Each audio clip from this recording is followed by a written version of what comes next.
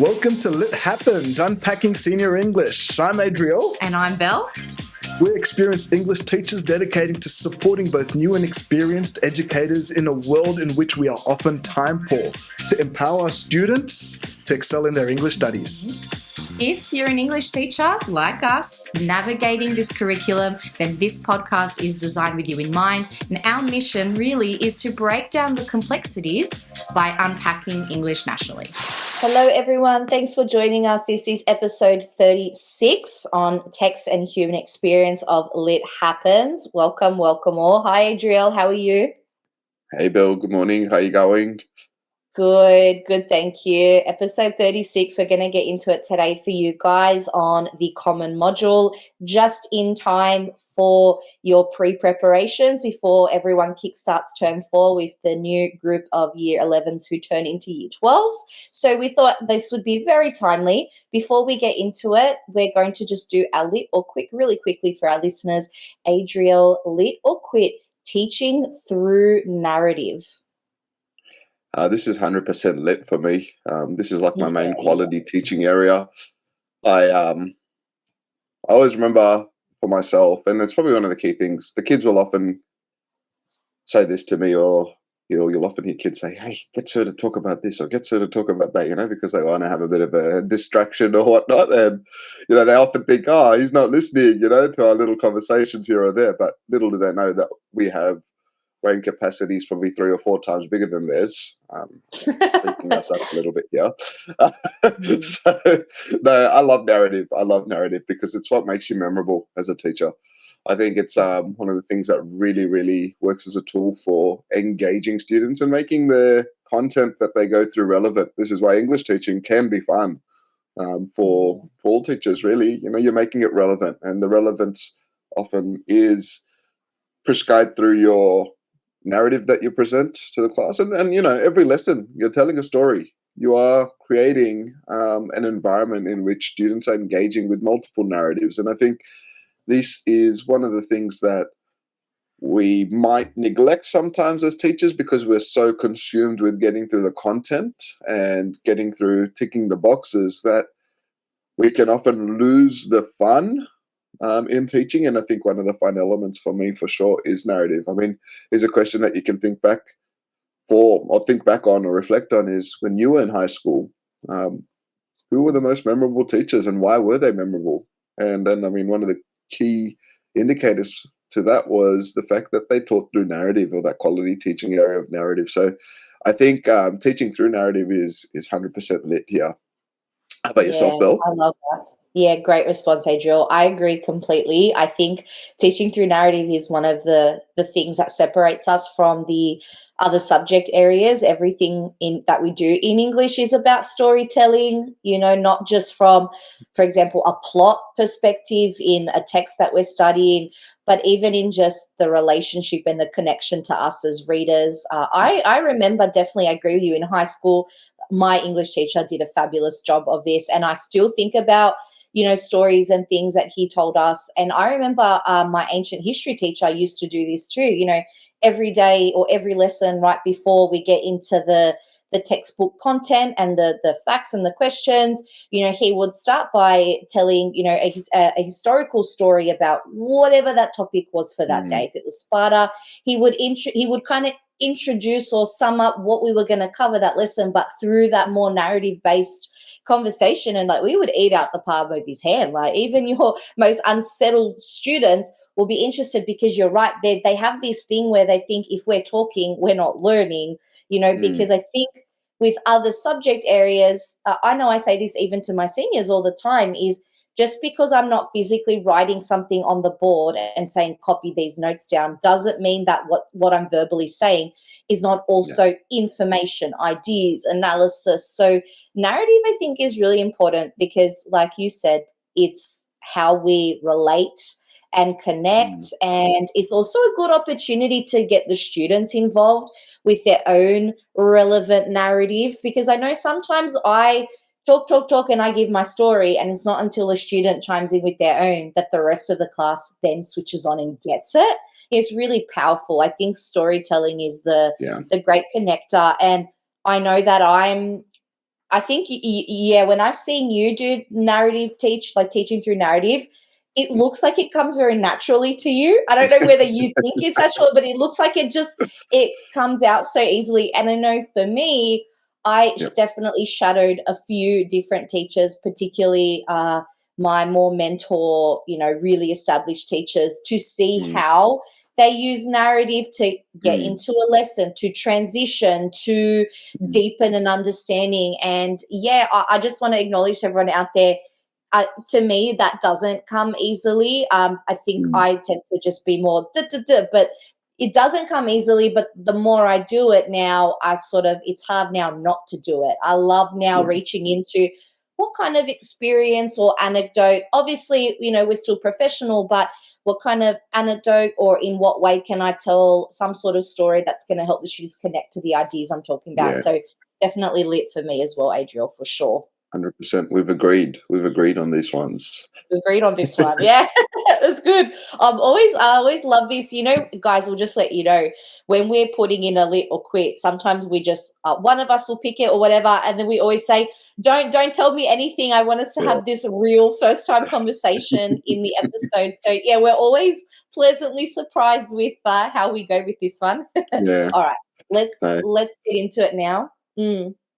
So we've got, fortunately, Adriel is going to take us through this common module, text and human experiences. And the beauty is, guys, that you're listening today, Adriel has taught this rubric within advanced and standard courses. So I think what he's going to say today is going to be very applicable to whichever course you're looking at. Really great overview if you're just trying to get your head in the game of term 4, and also definitely for newer scheme teachers, you're in for a real treat. So thank you, Adriel. Let's get into question 1. What is the common module? What is text and human experiences all about? Yeah, awesome. So the title remains the same. We are still doing a common module. It is still text and human experiences, but if you've actually looked through NESA's guidelines and the content dot points on their website, you are going to see a little bit of change. And I think that's probably the first step. Make sure you guys are familiarizing yourself with this new text and human experiences module, because there is a level of simplicity to it now, which NESA has done quite well. So as opposed to the 3 paragraphs that we used to get as per the rubric statements, you've got 1 paragraph now with a breakdown of the responding and the understanding. I think I've got them the wrong way around, the understanding and responding. So I think it's important for you guys to familiarize yourself with the module itself and the rubric itself, because it has changed. There are slight nuances now where your teaching and your planning can be a lot more focused for this unit, and also the way that you look at things within the texts is more directed. So a bit of a module overview here. What you're looking at is you're exploring how texts show individual and collective human experiences. That's a tick to a lot of teachers that have taught this already. We already know this. But we are looking at things like emotions, identity, culture. And I think this was quite an interesting one. There's tensions between like agency and conformity, which we will probably see in the first paragraph in particular, especially when it comes to human experiences. So you look at the first line of the rubric, which I was sort of just bringing up onto my screen here. The first 2 sentences is basically the same.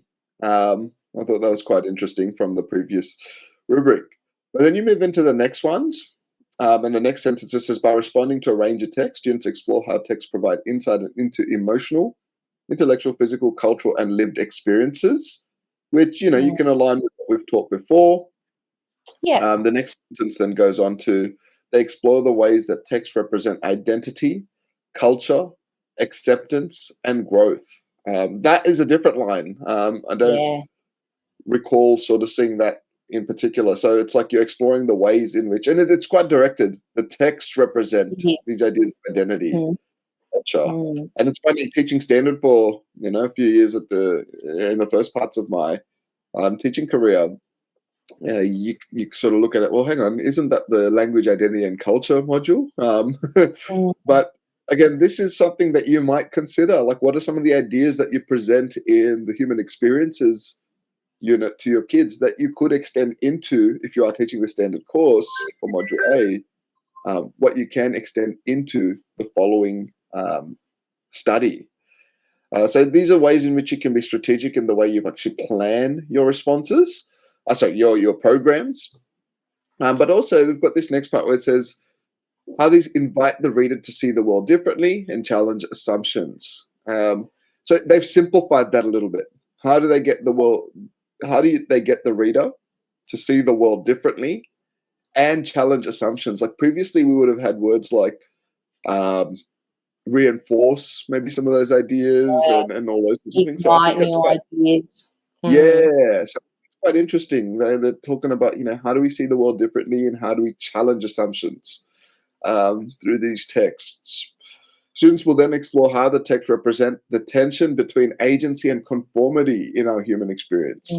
So that's new. Yep. The tension That's very between direct. agency and conformity. Again, you could really plan out a lot of your study according to some of these dot points that we're speaking of. Each week explore a new facet of this paragraph, and we'll go through the understanding and responding phases as well. But I think Nessa has definitely simplified this quite a bit for us as teachers, and it is quite helpful when it comes to our programming. So, look, as much as we can be challenged or confronted by change, and in the busyness of life and the school day-to-day teaching, and busyness of our personal lives as well, I think they have to an extent understood that we do need to streamline this for our teachers, and they have done so to an extent here. Here's another interesting thing here, and I often think in the next sentence here where it says through critical and creative responses, I've forgotten one thing. Let me just reverse a little bit. It says to look at the tension between agency and conformity in our human experiences whilst examining the paradoxes of motivation and behavior. So they've kind of connected them a bit more now. That's right. So it's no longer, anomalies, inconsistencies, paradoxes in human behavior. It's while examining the paradoxes of motivation and behavior. So they have connected that, and now they're focusing just on the paradoxes, because that often used to be a thing that we needed to distinguish when we were teaching. Yeah. It's like, well, so what's the difference between inconsistencies, anomalies, anomalous behaviors, and then paradoxes? So I think it's quite nice that we are now focusing just on the paradoxes of motivation and human behavior. Yeah, so we'll look at that a little bit more as we do go through this. And then going on to like... sorry. You're right. I was just going to say, I think that this is really helpful, particularly for your standard course students, where there was a lot of confusion over all the different terms and all the different things to represent in the text. And, if you're sort of thinking, oh, but I liked those terms and I had them, I don't see why you can't still use those terms and use those ideas from the previous one. You just probably have to maybe redirect the angle in which you explore them just so it aligns more closely with this kind of 2.0 version of the rubric. Thank you so much for going through this, Adriel. No, you're right. It's good. It's good in a way that we're sort of looking at that. And I think it's important you note that because we've taught this for a while, and inconsistencies and anomalous behaviors. If kids are using these terms and they can still engage with them accordingly to whatever the question may be that they get or receive in terms of their assessments, there's no reason why they shouldn't be using it. Yeah, it'll just deepen their analysis, right? Yeah. Yeah, exactly. I just think that it's a lot simpler, it's a lot clearer now. Which props to Nessa. They're making it a little bit easier for us. I think this next part was interesting, and this is where kids can often get confused. It says through critical and creative responses to texts, students consider the ways the text encourage them to reflect personally and challenge their assumptions about the nature of human experience. Now, I think this is quite important because I'm going to step forward a little bit into just the responding phase or the subheading. And the second dot point there says, that students will compose creative and critical texts that affirm or challenge ideas, values, and perspectives represented in a range of texts. Does this mean that they will get some form of creative response for the common module when it comes to the HSC? Just from what the conversations we've had and some of the previous experiences we've had with these modules, I don't think that they will be writing or composing creative responses in the HSC examination.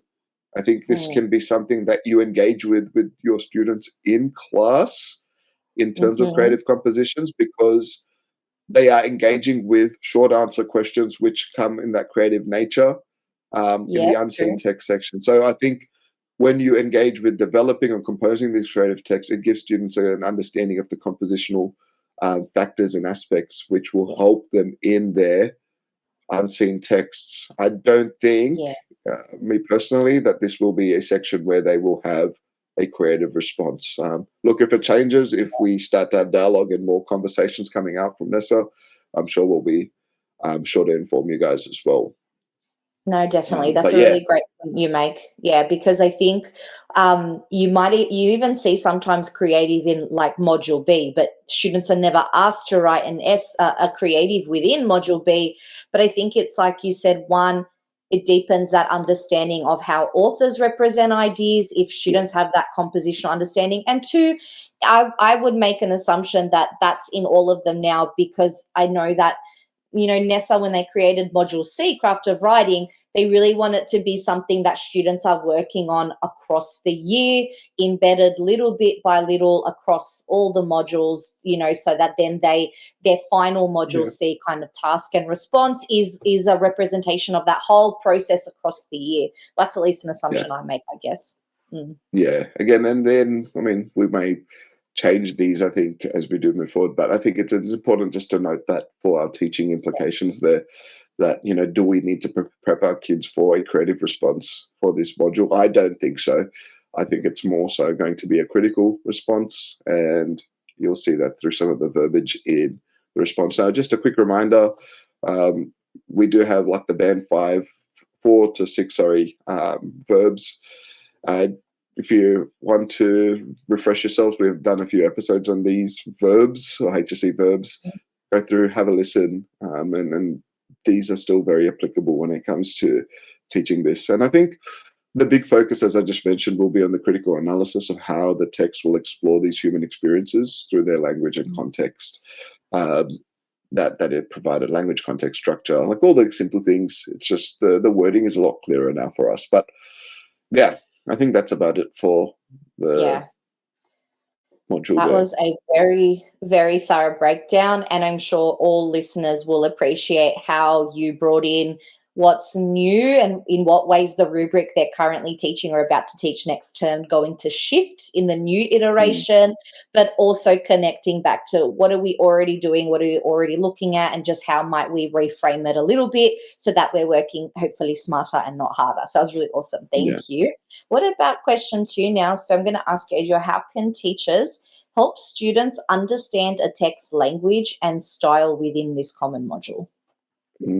Yeah, so again, I think this is quite an interesting question because, like we said, the module focuses, one of the key dot points was, you know, on how language forms and style create meaning for, you know, the different audiences and that impact that it has on the audiences or the reader, which is, you know, ourselves. So I think it's important for us to really, really get the kids to understand the text aesthetic qualities, understand, you know, some of the cultural backgrounds, the contextual features, and these are all the things that are prescribed as per the curriculum here. But some simple teaching strategies, we're going to go through like back to some of these basic things. Now, I said teaching through narrative is very important.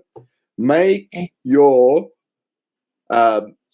engagement with the text relevant to not only yourself, but the kids. I know one of the questions that I used to ask myself was this, and you can do this with the Text and Human Experiences module, is, well, you know, why is this relevant to me? What is it? You know, often one of the quick questions that students will often ask when we learn Shakespeare is, so where am I going to use Shakespeare, you know, when I'm going shopping or buying things, or when am I going to use it in my day-to-day life? And I would often say, well, I would take that as a little bit of a challenge because I used to ask those same questions when I was Mm-hmm. in the phases of going through my HSC and my learning. And I think when we start to appreciate the skills in English, I think this is where we start to get the students to understand, why we look at the text language, why we look at the style, why we look at, particular things. And in this common module, it's the human experiences. So we can make those links with the kids, especially if we teach through narrative. So some of the things that we've used personally is, things like close readings of the text. I think over the course of time, I don't know what it is, but we often try and rush through things because of the finite time we have in a school term, trying to, rush through the content of the, prescribed sort of module. And I think we fail to actually perform these close readings of texts, reading together as a class. I know personally, I've even had this with advanced students. You get to the end of the exam at the end of the year, and they're like, "Sir, I didn't even read that text," and I'm like, "Oh my lord!"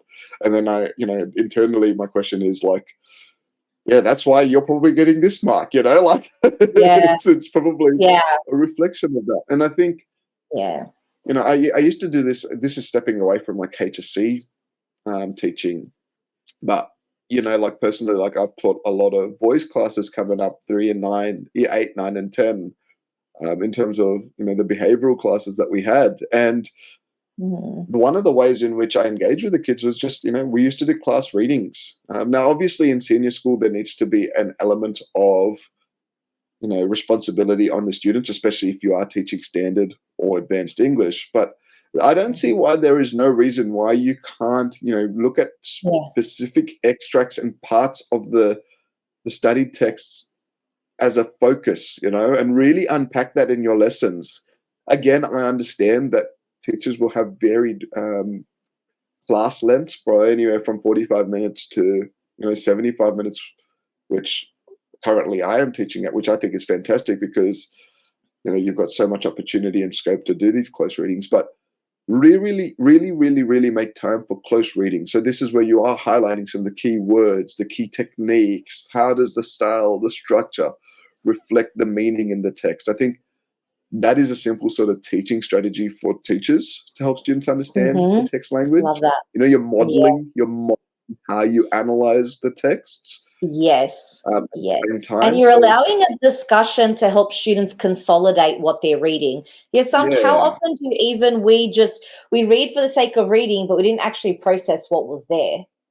Exactly. And some of the key encouraging things I will say to my students at the time is, if we're reading through this, there's no reason why you shouldn't be actively listening whilst having your pen in your hand, highlighting, writing notes.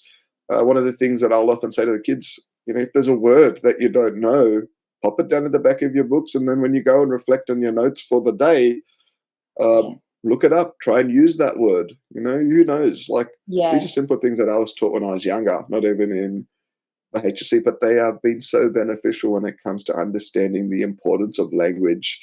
But also like you start to see the style. So you can start to discuss the style and have these discussions as you just mentioned. So, how does a text tone, the structure helps to shape its meaning? And then also the identification of clear meta language. For us as teachers, we need to sort of engage with, so what are like the teaching words? Like, what is effective? What is powerful within this text to represent some of those ideas? So, those are some simple sort of approaches that we can start to look at. And again, in terms of language and style, if we look at like an EDI sort of framework, explicit direct instruction, everyone's going to have different ways in teaching. But this is one of the cool things that I thought was important as part of this framework was, some of the guided practice. So it's like a you do, we do sort of style of activity where, you might do the initials type of reading with the class.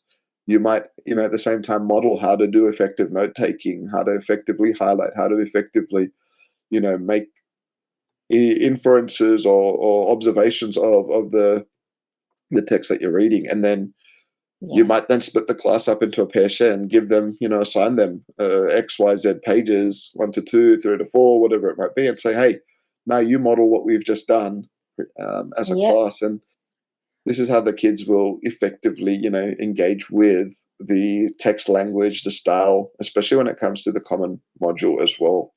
Yeah. No, definitely. So many good strategies there. I love that idea of even splitting up some of the sections, because yes, you can pair share. You could even put them in small groups and get them to do like a bit of a jigsaw, or now we've got Google Doc, and they could put all their ideas together, and therefore the class has supported each other in creating these notes, in creating this understanding. And you could also differentiate that too. You could be very specific about what sections you give to who, or what groups and what pairings you make. There's so much around it, but I think the important thing that you're highlighting is how deliberate we are about modeling to the students what does the rubric look like, and then on its own, and then what does it look like within the text? How is it represented in the text? So some excellent strategies that teachers listening could literally just, transpose into their program. And as well, I think when you were talking about like the narrative and that form of connection, if you look at those phases of learning in the new HSC English programming materials, you'll see that it's got the same language that like you were talking about here, that connection, that engagement, that text analysis. So everything aligns so much more beautifully now. I feel like there is that clearer direction. Yeah, that was fabulous. Let's get into question 3 then.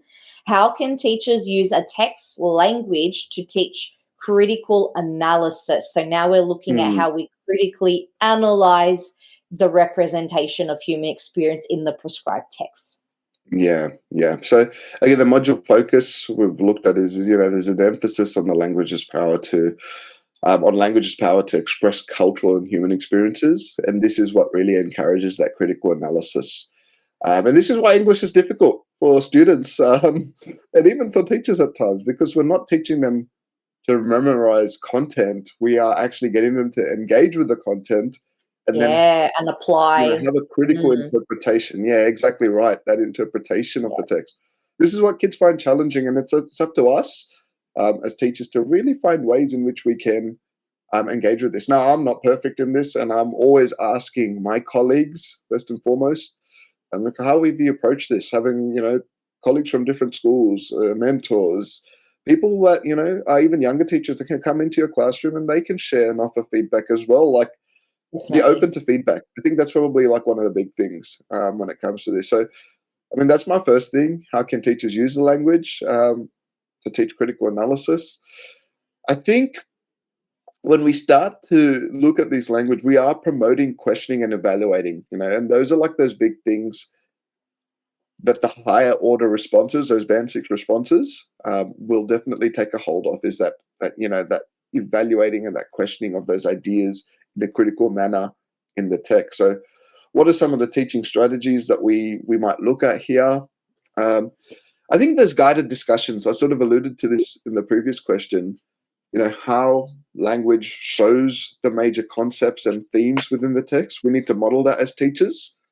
So that means you need to know your texts. Sometimes teachers can be guilty of just glossing over things and, providing like a short summary or rundown of the text and using like our own knowledge of the text. But I know you and I personally, one of the teachers that we've learnt a lot from, he used to spend hours just reading through the text over and over again, developing his own notes, doing his research, and making sure that he knew the text inside out, so that students would be able to, you'd be able to answer any questions, and then really taught them that critical analysis. How do we actually critically analyze a text? And I should say this is important and prevalent to both standard and advanced English. Standard teachers will be like, well, the verbiage, is it the same for us in, our exam? No, I'm telling you, if you want your band 5s and 6s, kids need to really, really engage with this idea of critical analysis. The only difference is your text might be a little bit more accessible. than the Yeah, advanced that's right. texts that we start to see. So really, really engage with this ability to teach a critical analysis. So questioning is very important. Always get your kids to question, but why? But how? Like, those who, what, where, when, how questions. Get For them what to purpose? engage with these. Yeah, that's right. Like, what is it? You might even provide like a little, we might do this actually, Bill, is just provide like a short little checklist on what are those who, what, when, where, how, why questions for our Yep, teachers that they can definitely do give that. the kids as like a little paste in, as whenever we come to the study of the text, bring out that little slip, and let's go through this. As we read through this, I want you guys to respond to 2 or 3 of these questions on this little slip as a little bit of a signposting sort of thing. Sorry, we just think about different things as we do go along as well. So I thought that might be something that will be effective for No, that's fabulous. teachers. Yeah. So, use simple questions as well. You don't need to be overly verbose when you're questioning the kids, because you can confuse them some more. Just ask them the simple questions, How does the language make you think? How does it function here? What is its purpose? How does it relate to how has it been shaped by its context? How does it fit within the context? Why has What the does it make author, you feel? yeah, exactly right. Like, these are those different things. And I think also, if we start to look at a few other things, you are going to be looking at comparing how texts show how language highlight the different perspectives as well. So you will have a prescribed text. Look for different texts that might help you to showcase and highlight, the angle that you're looking at the text in as well. I know our mentor as well, again, he'd be looking through different newspapers that he would read, an archaic thing I know these days. But he would print out like the essay sections from like, the Sydney Morning Herald, or even different newspapers, whatever it may be, whatever your persuasion is in terms of reading. This was just what he used to do. And he'd print them out. He'd be like, "Oh, have a look at this. This may help you teach X, Y, and Z." And he used to just give these to us, and it was up to us as teachers to, read, engage, and make it relevant to our own teaching. And that's where we started to see the language function very well. And that's where we started to develop those critical analysis skills. So, you need to know your stuff. I think that's important. Yeah. The more I teach this module, the more I realize how the difference it makes when I'm very deliberate with what related texts I introduce. I find if I'm really deliberate and all of my related texts are different text types that are still hitting on and representing, I'm just deepening that rubric understanding. And I remember that same mentor teacher, and it's something I still do, and it works so well, integrating the module C text in this rubric as a way to deepen rubric understanding, because all text virtually you can relate to human experience. How could you not? So putting it in here, they don't need to know what they're going to have to do with it in mod C, but that exposure is huge, because it saves you so much time down the track when you've got to constantly go back to it. They've had those tasters along the way. They've been able to deepen the rubric, and therefore they're going to be more critical when they're thinking about how their text their prescribed text is representing the rubric, because they've had that practice with the short answer. I think that's the point of the short answer, to reaffirm the rubric and help students understand how they're meant to look and examine a text according to that rubric. All right, shall we get into question 4 then? You've done a fabulous job there with the text analysis. Thank you so much. Let's do 2 more questions. Sorry, everyone, 2 more questions. We're going to have to wrap this fabulous convo up. Question 4, how can teachers help students build strong critical interpretations within the common module? So I would assume, Major, this is more your higher bands, isn't it? Yeah, that's right. Yeah. And I think this is those higher bands that were sort of encouraging those strong critical interpretations of the text. So if you are gearing more towards your band 5s, your 6s, we need to sort of engage with this. And I think one of the cool things is this: when you're looking at critical interpretations of human experiences, it's not just I felt this or I just felt that. We understand it's such a complex and very broad module. I think it's beautiful in a way because you can explore so many different things to do with human beings, like what is it? Identity, culture, patterns, the motivations. Why do we do certain things? And I Yeah. think when we sort of ask those questions, those who, what, where, when, whys and the hows, I think we're starting to develop that critical lens. And I think that's important also for our band 5 and 6 responses if you want students, moving into that, because what we're doing is we're promoting the evaluation of texts. We're not just promoting a retelling or a summary of the text. And I think that's important for us to consider as teachers, So what are some of the simple sort of teaching strategies? I mentioned this before. Ask your clear questions. Ask those clear, simple questions and intentionally direct them to your focus. So, for example, if we are going to be talking about, now what the new rubric was saying was speaking about, let's say, for example, how texts represent the tension between agency and conformity in our human experience. Well, how do they do that? What are the focuses? How are you going to model that for your students?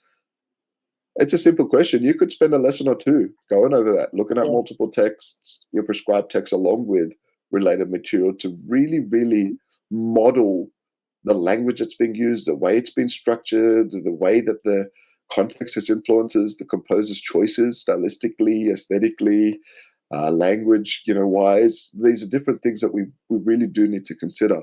I think here also, in terms of the critical approach, start to build your essay skills, the persuasive responses.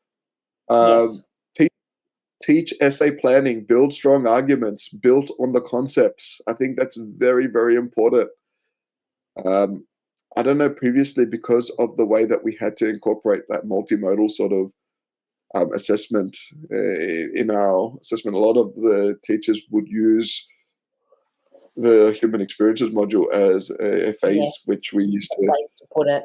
Include this. You know what I mean? But there's no reason why you can't be doing essays, because if you think about this, if a kid, a student in your class, doesn't write an essay at all for this module and then come now, like this time, term 3 in the following year, which is their term 4, and they haven't written an essay for this module, it's like that's when you really start to get on your knees and start praying, for a divine intervention here, because and so does the student.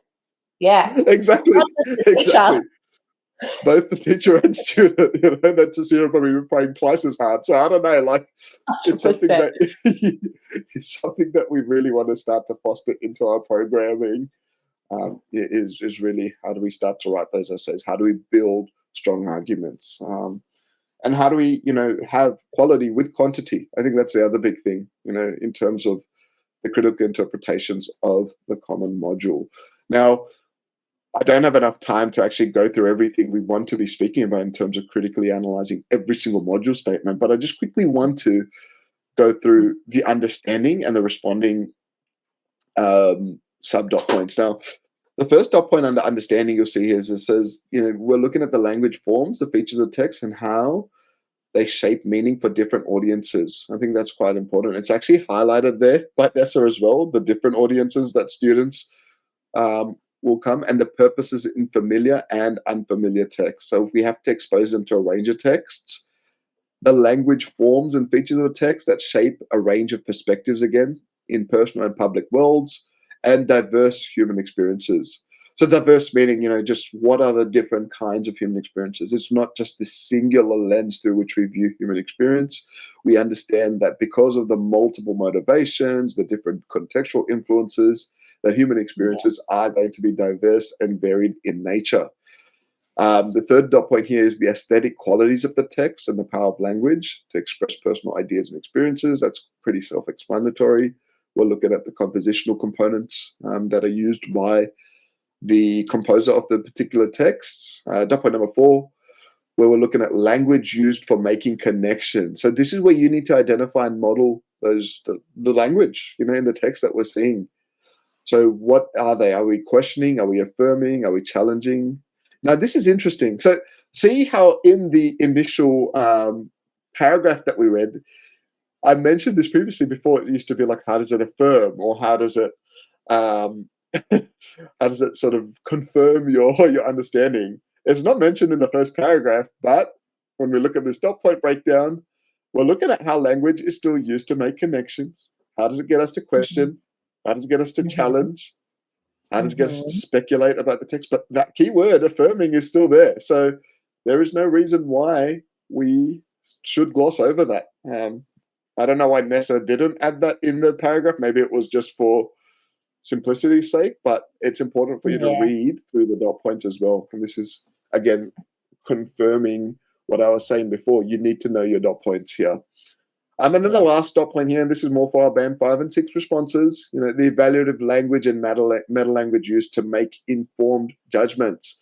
This is going to be manifested through the way that the students will develop their essay responses, about text and personal perspectives. This is that informed, nuanced, personal interpretation of the text, which we want to see in the students' writing. And that's the understanding that we are hoping or seeking to develop when it comes to our students. But we might move on to like the next question here, Belle, and then we'll be able to go through some of the bonding elements for the rubric. Sure. Definitely. So our last question for this session then is, how can teachers support students? Oh, hang on. How can teachers support students, in writing critical essays within the common module? You've already introduced some good ways to support students to critically engage with the rubric. And some strategies, but what are some extra strategies now that you might incorporate? First strategy is go back and listen to our episodes on how to write essays. That will definitely help you out. But anyway, enough of the jokes. Save you some time. Just direct the students and just save yourself some time. To listen to this and some of the resources that we have coming as well. That's a cheeky little plug here. But look, teach simple essay writing. I think that's quite simple. How do we analyze? How do text show some of these cultural ideas? Practice using clear meta language. Essay writing, like high modality language that really helps to develop that argument that we want in the persuasive form here. And, do like simple writing activities, the analytical paragraphs, timed writing activities through the course of your term where, you might give them X, Y, and Z list of language of evaluative terms to do with the concept that you're focused and say, okay, these are your pieces of the puzzle. I want you guys to now construct this into a paragraph. Now, you might model a paragraph for them as a class, and I know often time dependent, but see if you can write it in the class with them. Get them to see your process. Write it on the board. I think that's very, very important for us to, really support that critical writing and especially critical essays in the common module for the students. But again, as I was mentioning, let's just go back to the responding phases for the rubric, where the first dot point says we develop creative, informed, and sustained. I think that word is very important. We need to be sustained in terms of our interpretation of the text, but supported by that close textual analysis. This is how we develop those deep personal voices. And this is something that we need to model for our students. I'm guilty of this sometimes because, lots of things happen through the course of the term and you need to rush through things, but we do need to make time for that sustained interpretation of the text. It is prescribed by the module. It's very, very important that we do adhere to that. Dot point number 2, compose creative and critical texts that affirm or challenge ideas. So again, see that word affirm is back here? They're being cheeky. You can look at both sides of the fence, affirm or challenge. Now, see this, it says affirm or challenge ideas. So when you are getting your students, we've had this old adage, don't sit on the fence when it comes to your critical responses. You're doing one or the other, whatever your persuasion is in regards to the question that you've received on the day.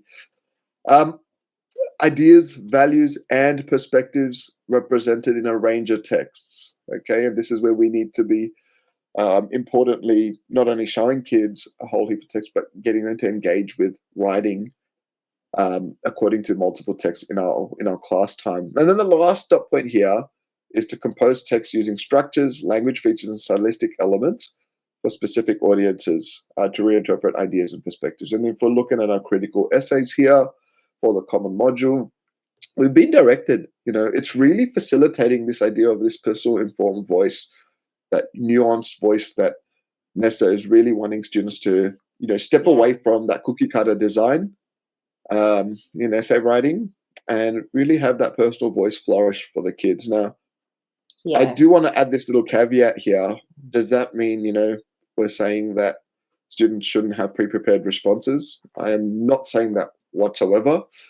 What I am saying is this. I'm saying when they are pre-preparing their responses, make sure it has that nuanced, personal, informed voice, So the drafting and the development phase in how we develop and construct these essays, that is what is going to be essential in developing that voice.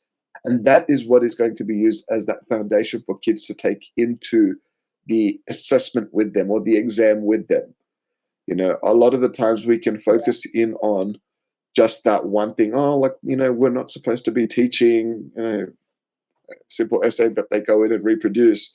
No, that's wrong. I think the whole idea of writing is writing throughout the term and developing multiple critical responses through the term so that the kids have a base. It is still their personal informed voice. They've developed it, but rather than developing in 40 minutes on the day, they've spent a whole 11 weeks or so developing which it. Is why they become so much more thoughtful. Exactly. Right.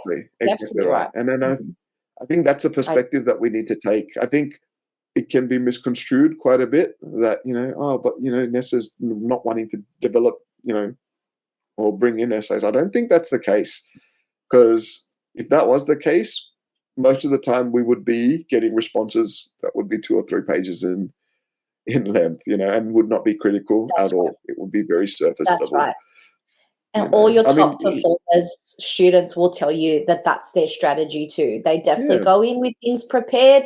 They absolutely rework things to fit a question. They're very aware that they can't just copy paste, that it's got to be meaningful, but they'll tell you that that's what they do. We know that that's what they do. Yeah. That's what they do, and that's what's been successful. But here's a gauge. If I was a teacher and I was to sit that exam in that time pressure, what could you write realistically, with an unseen question if you haven't prepared? What is the realistic sort of thing? And then I guess, as you were saying there, Belle, we know this with the top students, they are working meticulously from day dot. As soon as human experiences starts, you want to encourage that with your kids. So build that in the 11 course, build that work ethic, build those practices in the prelim course, and come the start of term 4, which is soon arriving for us, for this new, module, and get your kids each week, have analytical pieces of writing, develop those critical skills from week 1. The first week might be something like, we want to develop a analysis on, or analytical paragraph on what the module descriptor states for us, and have that as your writing activity. Yes. Yeah. I think that's right. Yeah. I really feel like starting with the rubric is, because this is the thing you got to think about. There's so many prescribed texts, so there's so many ways into the rubric. It's about the student having that interpretation of what's their way into the rubric with their prescribed text, and that should hopefully be nuanced between students. But I think if you go in with this idea of we're writing analysis and critically examining according to the rubric, as opposed to a very specific question for our very specific text, then I think perhaps your analysis will be much more rubric holistic, and therefore able to target lots of different questions that might come up in an unseen condition. Yeah. And then, one of the final thoughts I will say for teachers, before you start the term, maybe have a list of 10 or so questions based off of the rubric terms, like essay questions or analytical writing activities, and align them with your weeks, whichever focus you're focusing on in terms of the understanding. And give them to your kids. This is your homework for the week. By the end of the week, we want, whether it be an essay, an introduction, whether it be a pill paragraph, petal paragraph, whatever it might be, these are different strategies that you can use. But look, that's basically the human experiences module. There are a few changes and there are a few similarities that do carry over. Make sure you read over it as teachers and really be intentional in your planning. I think it'll be fun. I think teach through narrative, as I said, it's lit. And yeah, there's a few things that we can consider. Yeah, definitely. And, you're going to be teaching the last iteration of the old syllabus, text and human experience. So if you're the teacher programming that for standard or advanced, have a hard copy printed and highlight the bits that are going to remain relevant for your new syllabus, and have that visual of, this is everything that I can keep, but where are maybe my gaps. And I feel like if you're sort of doing it in real time, I know that's also work, but it's fresher in your mind. I always find it more difficult when I haven't taught it for a little while and then I have to refresh my memory all over again. Yeah. Whereas if you're in real time, you might find it so much easier and quicker to find, this is going to be beautiful for the new syllabus. Keep all this. This stuff we're going to swap out. And then you kind of know ahead of time what you're working with. Anyway, Adriel, that was fabulous. So many great tips, suggestions, teaching strategies. You and I are definitely going to be creating some resources out of a lot of the suggestions that you made that I know so many teachers are going to just love, because who doesn't love a resource that is intentional but saves them time? So thank you so much for your expertise. This is a fabulous episode. I know teachers are going to love it so much. And thank you. Being too kind. There's too much narrative here, I think. Yeah, that's it. All right, guys. Well, please support us on our socials. Continue to listen to our Spotify episodes coming out. Comment on them, like, subscribe on our channels. We also post this up onto YouTube if you're a bit more of a visual and you prefer to see the questions and see the visual conversation unfolding. Continue to support us, comment, let us know if there's any things moving forward. We're definitely going to be gearing our episodes towards the new syllabus and the new texts that are coming out. So, let us know. Keep the community growing. We thank you so much for your support.